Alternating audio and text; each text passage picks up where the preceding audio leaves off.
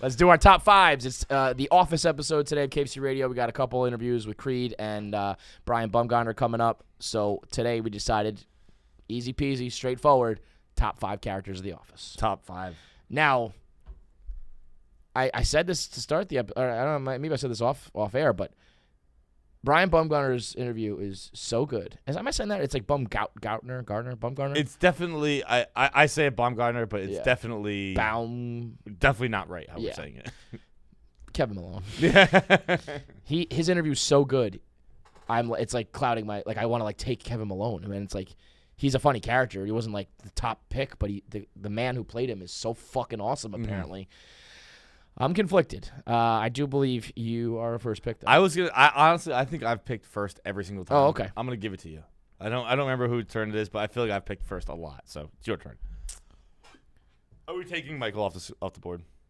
I was just gonna say no. Michael's on the board. No, I mean he's on the board, but I think that's gonna have to be my pick. Yeah.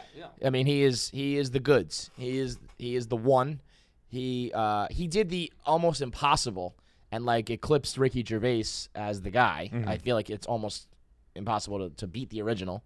There's a reason why, although we dispute this and we talk about it on the interview today, but there's a reason why there was some people view it as a big drop-off. Other people just view it as a change. But there's a before and after. And it's the Michael Scott years versus the non-Michael Scott years.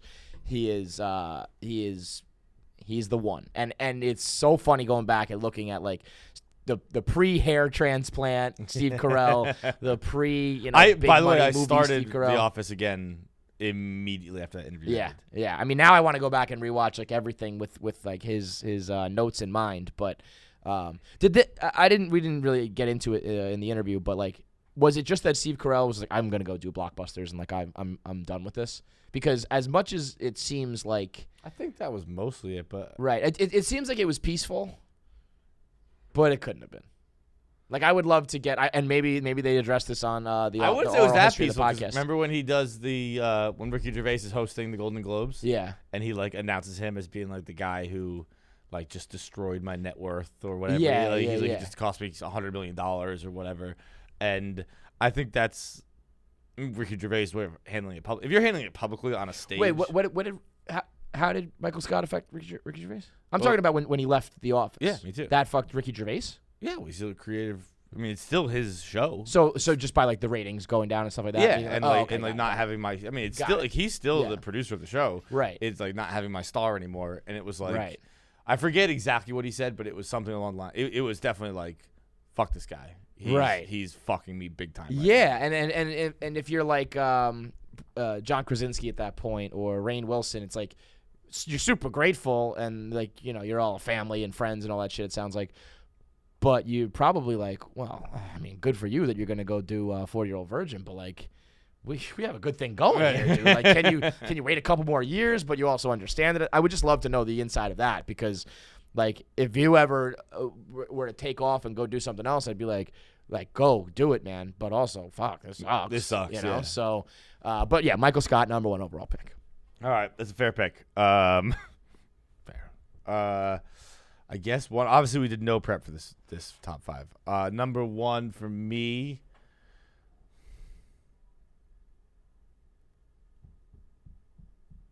Daryl. Wow! Whoa, that's a deep cut right there.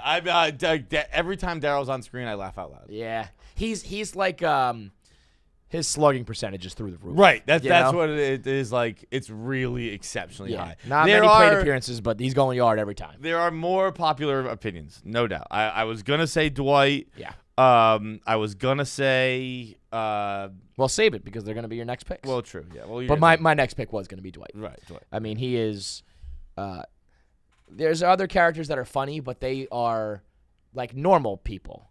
For the most part. A couple more bit characters we'll get into, I'm sure, with this draft. But Dwight is one of a kind. Like, Dwight he has so many unique quotes, so many unique things. The Beat Farm, the quote, like the Battlestar Galactica quote, the Jackhammer shit, the reshun. Like, he's just so absurd that I don't think there's like another. I can't think of another like character like him. No, it was that ridiculous. You know, he's that unique. So, and then I got the Michael and Dwight duo, which is just fucking incredible. I think I decided I'm just gonna be an asshole this draft, and people are gonna get real mad at me, and I'm just gonna pick not shitty people, but I'm gonna pick people who you're like, what? You're gonna pick like Roy next or something? Jan. I mean, Jan's funny as fuck. The idea of Jan is so fucking funny. The Ice Queen. Oh my God, Jan! People are gonna get mad. Yeah. Well, now I feel like I'm just going chalk over here now.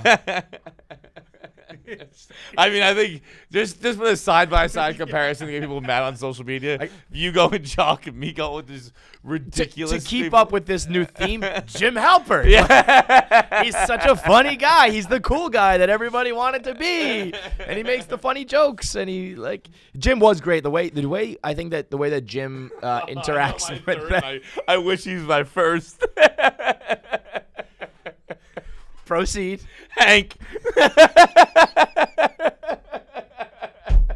I wish I took Hank number 1. Fuck. Dude, when Hank is doing the fucking he's testing to see if they need a new photocopier or new chairs, what should they get? Mm-hmm. And he's going back and forth, and Michael's eventually like, get out. That's such a funny fucking scene. When they have to call Hank to come let him out. And Hank's that's the best. He's like, I'd be getting ready faster if you stop calling me. Hank's unbelievable. Okay. Dwight, Michael, Jim. I'm going to go with Creed.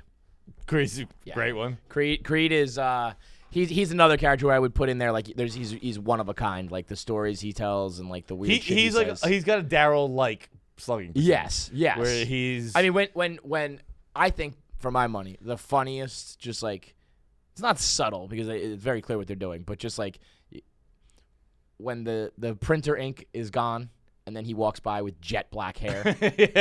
That's so fucking funny. When he eats the onion instead of the apple and they just replace it. And then Creed Thoughts has been a joke that I've used on the blog hundreds of times. Right. Where it's like, we need to just set him up with a Creed Thoughts and let him da-da-da-da. Like, that to me is, and you'll hear the interview today. It's with Creed Bratton. That's his real name. He's not playing himself, but he's kind of playing himself, or he's just got like wacky stories from his time, like playing music in the 60s and shit. So Creed Bratton, my favorite, like, I think when I did the tournament of secondary characters for March Madness a couple years ago, I think Creed was like Elite 8 at least. He was very popular. This I honestly, like, I love this character, so I'm gonna take him, but I almost feel like he's too popular for my list. It's David Wallace. Okay. Like, yeah. No, but he's borderline too he's popular for my list, yeah, but he's like, yeah. I mean, David Wallace is unbelievable. Getting to know him, Andy Buckley, has been one of the coolest like Barstool perks in my mind. Mm-hmm. Like, it's just wild. He texted me the other day about something stupid. I don't even know what. Dude, when he came to the office, I mean, it was a crazy day, but he came to the office just in the Suck It sweatshirt. Yes. And just like played golf in the radio studio. David Wallace, Andy Buckley texted me Happy 4th of July. He said, Happy 4th from David fucking Wallace, baby. And I wrote back, suck it. And he said, you know it. That was it. Like, my favorite thing ever. That, what a legend. Like we in our interview with Brian, who plays Kevin Malone, he talks about how Barstool, how The Office became so popular that he's a part of these things in pop culture that like blow his mind, and the people he's gotten to meet and the things he's gotten to do. This is my version of that. Yeah. The fact that Andy Buckley, David Wallace, texts me fucking Happy 4th of July from David fucking Wallace is like, I can't believe this is my life. Absolute. It's a great pick. Ledge piece. Great pick. Unbelievable.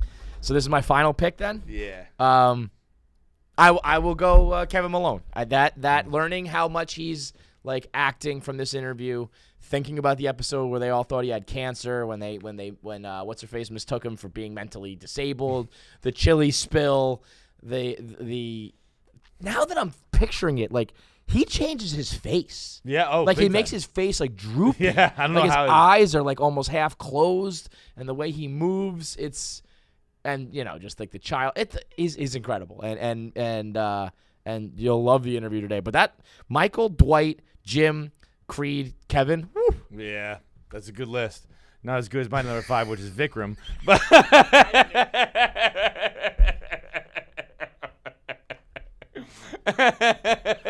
an asshole.